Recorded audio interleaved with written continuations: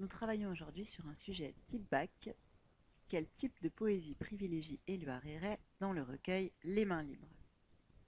Alors, en introduction, le plus judicieux est d'évoquer donc le mouvement surréaliste et d'en rappeler les principes. La question porte sur le genre poétique. Il faut donc rappeler à quel mouvement appartiennent les artistes. Ensuite, vous pouvez parler plus précisément du recueil et montrer que Les Mains libres proposent un recueil de poésie surréaliste. La poésie, ici, pouvant définir à la fois les poèmes et les dessins. Cela vous permet d'arriver naturellement au sujet, quel type de poésie privilégie Éluard Héret dans le recueil, et d'annoncer votre plan qui fait référence à deux éléments essentiels du surréalisme, une poésie libre, une poésie qui appelle au rêve. Première partie, une poésie libre. 3 sous-parties, par sa forme, par sa versification, par le mélange des genres artistiques. Par sa forme donc. Une forme qui peut être très brève, avec des poèmes en distique, c'est-à-dire 2 vers, comme ici le tournant, J, l'angoisse et l'inquiétude. Vous pouvez vous contenter de citer un seul de ces poèmes. Au contraire, on trouve également des poèmes longs dans ce recueil, comme ici Belle main, composé de 14 vers. On trouve ici des poèmes proches des haïkus.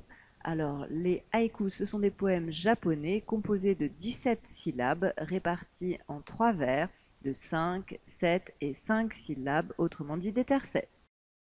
Donc, vous voyez qu'ici, cette contrainte poétique n'est pas respectée, c'est pour ça que j'ai précisé proche des haïkus. Enfin, dernier type de poème qui apparaît dans ce recueil, le poème en prose, donc une variété de formes poétiques. Deuxième point, une liberté par sa versification. On voit ici, dans Belle main, que Éluard utilise ce qu'on appelle le vers libre. Vous n'avez pas des poèmes composés uniquement d'octosyllabes, de décasyllabes ou d'alexandrins, pas du tout. Tout cela se mélange et c'est ce qu'on voit ici. De la même manière, on voit que dans le recueil, il n'y a pas de rime. Vous le voyez ici dans le poème La peur.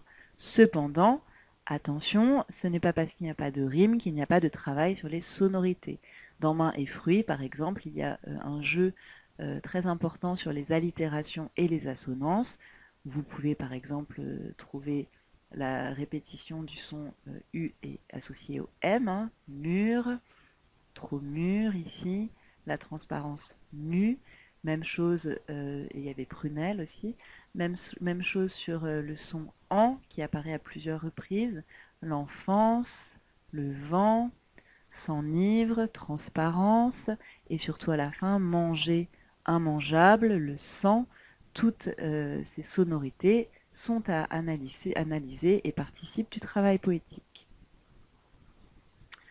Enfin, dans le tournant, vous voyez qu'on n'a pas de ponctuation, ce qui donne un double sens au poème. J'espère ce qui m'est interdit, donc on pourrait mettre une virgule, ou alors j'espère ce qui m'est interdit, le sens est différent. Cela donne lieu à une polysémie. Troisième sous-partie, une liberté dans le mélange des genres artistiques. En fait, ici, l'objet poétique n'est pas le dessin tout seul ou le poème tout seul, c'est l'ensemble qui forme un objet poétique. On le voit par exemple ici dans ce poème L'Aventure. On a ce qu'on va appeler une spatialisation du poème qui est proche du calligramme.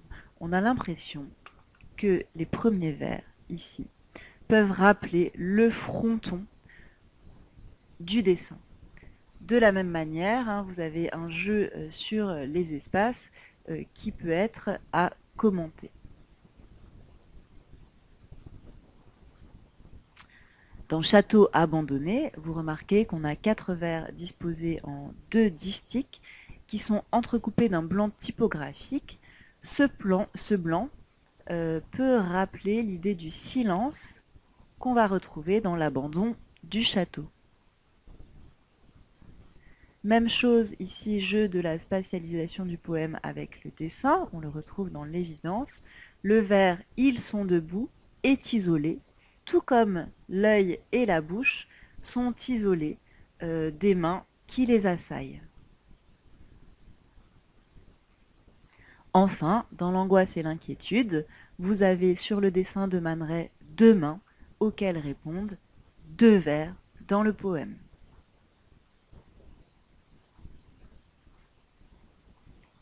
Deuxième partie, pour répondre à ce sujet, une poésie qui appelle au rêve.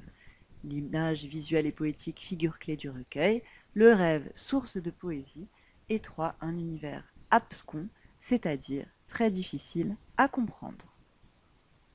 Première sous-partie, l'image visuelle et poétique, figure clé du recueil.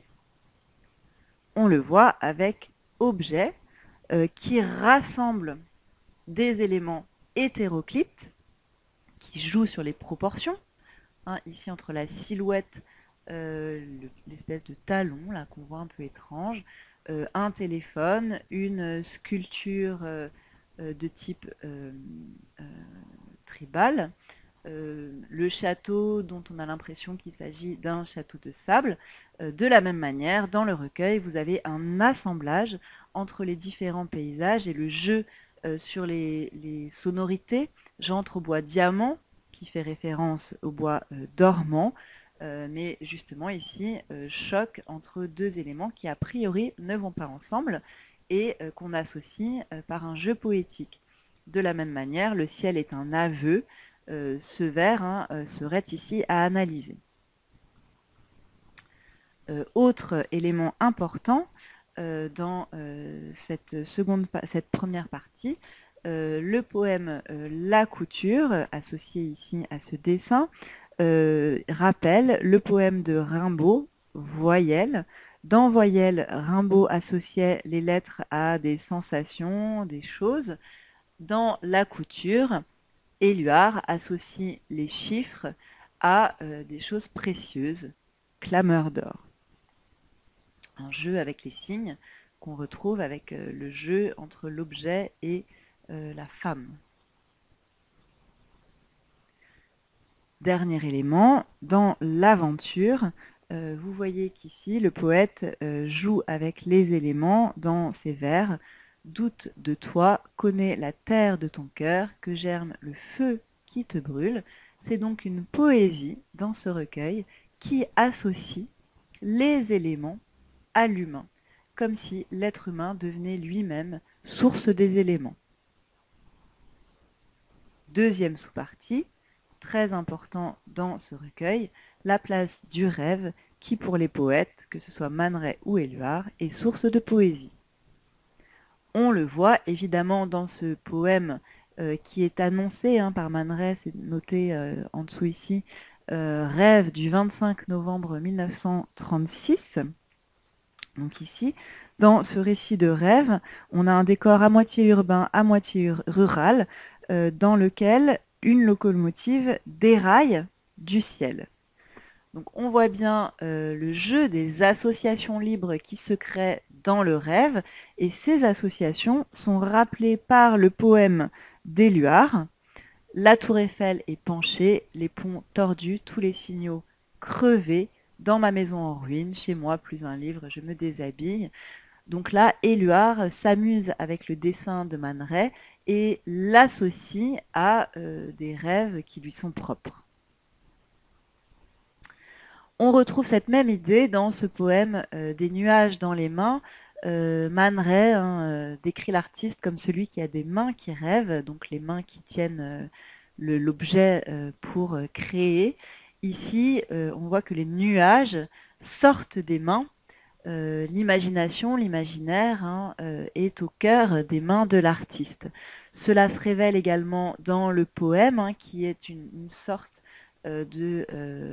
d'inventaire presque, et qui mélange des choses très différentes, le désespoir, le dédain, le paradis. On voit qu'on n'est pas du tout sur les mêmes registres, et en même temps, une clé peut-être ici pour créer les poèmes, comme si finalement, à partir de la main de l'artiste, le rêve pouvait naître. C'est important ici de faire une référence quand même au manifeste surréaliste et plus précisément à cette citation de Breton. Je crois à la résolution future de ces deux états en apparence si contradictoires que sont le rêve et la réalité, en une sorte de réalité absolue, de surréalité, si l'on peut dire ainsi. On voit que le rêve est un élément essentiel de la poésie chez les surréalistes. Troisième et dernière sous-partie, qui va avec le rêve. On voit bien que les associations liées au rêve posent des problèmes de compréhension. Donc un univers abscon, c'est-à-dire difficile à comprendre. Alors on le voit ici avec paranoïa. On peut se demander ce que représente ce dessin. Donc peut-être une référence au mythe de la sirène, la femme oiseau chez Homère. Les références au mythe, c'est des choses qu'on voit très fréquemment dans ce recueil. Finalement, on a ce sentiment parce que, en tout cas c'est ainsi qu'Éluard l'interprète. On a les côtes, on a les poissons, la mer, le fleuve et surtout les oiseaux. Or chez Homère, les sirènes sont des femmes oiseaux. C'est ainsi qu'on peut comprendre ce poème et cet ensemble, même si cela reste complexe. En revanche, ici, cet ensemble, oui ou non, est très compliqué. On a une fléchette associée à une pelure d'orange, visiblement. Néanmoins, comment interpréter les bijoux tournoyants de la rébellion, de tes refus, de ta force future? C'est très énigmatique. En même temps, faut-il sortir de l'énigme? C'est une question qu'on peut se poser toujours avec les surréalistes. Enfin, autre poème énigmatique, mais on pourrait avoir d'autres exemples. Ici, l'apparition. Quelle relation entre ce dessin et le poème, et notamment ce vers, ces deux vers, pyramide d'un cri, l'écho détruit. Pour se bâtir un soleil, un corps, des flammes persistantes, il n'a pas tout son cœur. C'est très difficile à interpréter. Et encore une fois, ça n'est pas toujours nécessaire de lever ici la question du sens. Peut-être faut-il s'en tenir justement aux images qui apparaissent dans la tête du lecteur quand il les lit. Conclusion, donc, sur cette question du type de poésie qui apparaît dans les mains libres. Il faut rappeler que c'est un recueil qui s'affranchit des règles et qui invente sa propre esthétique, que ce recueil participe à la fondation d'un mouvement artistique et novateur, en l'occurrence, et fait partie intégrante du surréalisme. Et pour l'ouverture, vous pouvez rappeler qu'au final, ce qui compte autant pour Ray que pour Éluard, c'est que le lecteur trouve dans ce recueil sa liberté poétique, la liberté d'interpréter les mots, les blancs entre les mots, avec sa propre sensibilité, que le lecteur lui-même a les mains libres.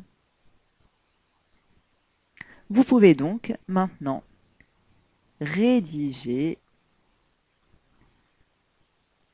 ce devoir.